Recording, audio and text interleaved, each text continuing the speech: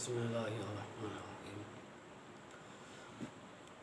قال النبی صلی اللہ علیہ وآلہ وسلم الحیاء والعی شعبتان من الایمان والبذاء والبیان شعبتان من النفاق او کما قال۔ معزز سامعین، نبی پاک صلی اللہ علیہ وآلہ وسلم کی حدیث پاک ہے، حیا اور خاموشی یہ ایمان کی شاخیں ہیں۔ بے حیائی زیادہ بولنا یہ نفاق کی شاخیں ہیں، نفاق یعنی منافقت کی۔ آج بدقسمتی سے ہم مسلمانوں سے حیا چھن چکا ہے، جس کی وجہ سے مختلف مصائب و آلام، مختلف شکایات ہوتی ہیں۔ حیا کو ایمان اس وجہ سے کہا گیا ہے کہ حیا وہ نعمت ہے، جب یہ انسان میں پائی جائے، اس حیا کی نعمت کی وجہ سے انسان اپنے ایمان کو بچا سکتا ہے۔ جب بے حیائی کا پہلو پایا جائے تو انسان اتنا اخلاقی لحاظ سے پست ہو جاتا ہے کہ بے حیائی کی وجہ سے بسا اوقات انسان ایمان سے ہاتھ دھو بیٹھتا ہے۔ حیا انسان کے قول و فعل کا محافظ ہوتا ہے۔ حدیث پاک میں آتا ہے، صبح کا وقت ہوتا ہے، انسان کے اعضائے بدنیہ، تمام اعضائے بدنیہ سے، اس کے تمام اعضائے بدنیہ زبان سے مخاطب ہوتے ہیں، خدا کے لیے کہ تو ٹھیک ٹھیک چلنا، تو سلامت ہوئی ہم بھی ٹھیک ہوں گے، تو نے خطا کی ہمیں بھی اس کی سزا ہوگی۔ تو زبان سے بسا اوقات انسان سے ایسے جملے ادا ہو جاتے ہیں جو بے حیائی پہ مبنی ہوتے ہیں۔ زبان گناہوں کی دعوت دینے میں اس کا کافی دخل ہوتا ہے۔ بہت سے گناہوں کا پیش خیمہ زبان ہوتی ہے۔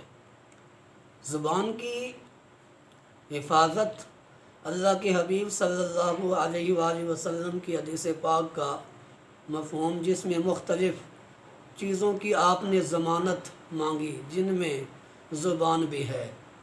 تم مجھے زبان کی ضمانت دو، میں تمہیں جنت کی ضمانت دیتا ہوں۔ تو زبان کا بے جا استعمال یہ انسان کے لیے نقصان دہ ہوتا ہے۔ بسا اوقات ایسا ہوتا ہے انسان اپنی زبان کی تیزی سے کسی کو کوئی دکھ دیتا ہے، کسی کو کوئی گالی دے دی، تو مد مقابل جب وہ گالی سنتا ہے وہ بھی اسے واپس جواب دیتا ہے۔ انسان اس کے والدین کو گالی دیتا ہے، کسی بھی حوالے سے کسی کو گالی دیتا ہے، واپس اسے جب جواب ملتا ہے، جب وہ کسی کے ماں باپ کو گالی دے گا، وہ اس کے ماں باپ کو واپس گالی دے گا۔ اللہ کے حبیب صلی اللہ علیہ وآلہ وسلم کی حدیث پاک ہے کہ گویا اس نے خود اپنے ماں باپ کو گالی دی۔ تو کتنی سخت آفت ہے اس کی۔ یہی زبان ہے انسان کو شاہی تاج پہنا دیتی ہے، یہی زبان ہے انسان کو سولی پہ لٹکا دیتی ہے۔ اس کا صحیح استعمال یہ نعمت ہے، غلط استعمال باعث زوال ہے، ذمت ہے۔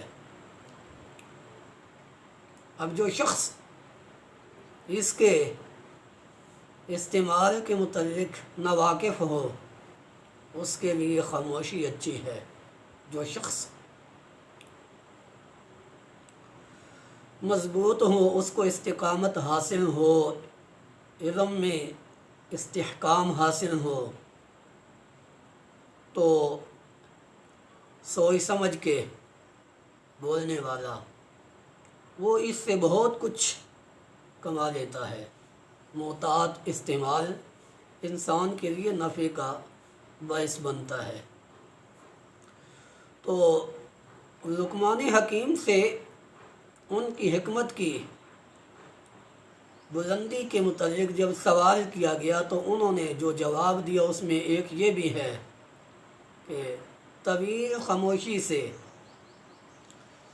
حکمت کو کمال حاصل ہوا ہے۔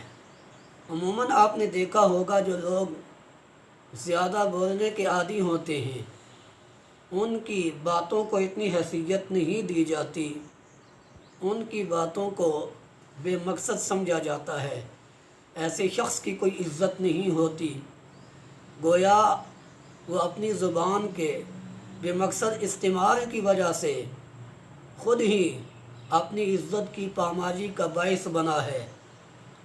اس کے مد مقابل ایسے لوگ جو محتاط زبان چلاتے ہیں ان کی زبان محتاط استعمال ہوتی ہے، بے جا گفتگو ان کی زبان سے نہیں ہوتی، بے مقصد گفتگو سے اپنی زبان کو بچاتے ہیں۔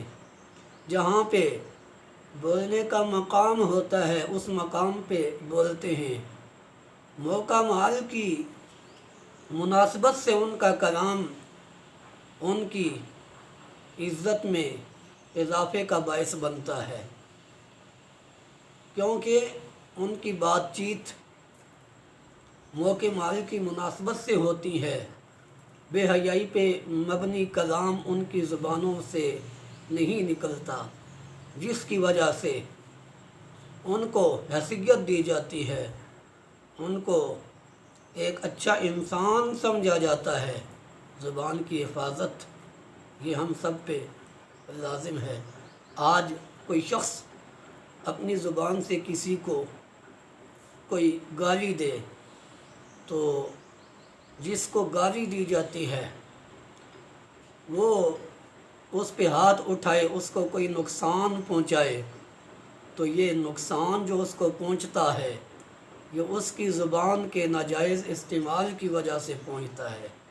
ایسے ہی دو بندوں کا آپس میں کوئی اختلاف ہو جائے، ان کی آپس میں کوئی بات چیت ہو جائے، اب جو اس مشکل مقام کو سنبھالنے کے لیے اپنی زبان کو محتاط چلاتا ہے، اپنی زبان سے اپنی غلطی کو اس نے تسلیم کیا، دیکھیے یہ زبان اس کے لیے کیسے نعمت بنتی ہے، اس کے لیے امن سلامتی کا باعث بنتی ہے۔